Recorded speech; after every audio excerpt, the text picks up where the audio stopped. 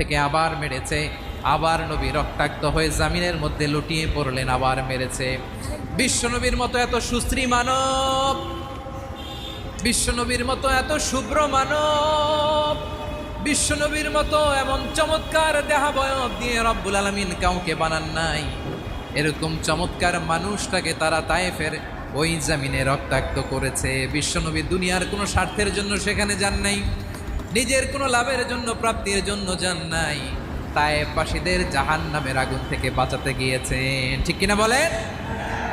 খেয়ে না খেয়ে দিন প্রচারের কাজে নিজেকে দিয়েছ বিলিয়ে, তায়েফের কাফিরেরা চিনল না সে আলো, দুষ্ট ছেলেদের পিছু দিল লেলিয়ে, পাথরের আঘাতে ক্ষত বিক্ষত হয়ে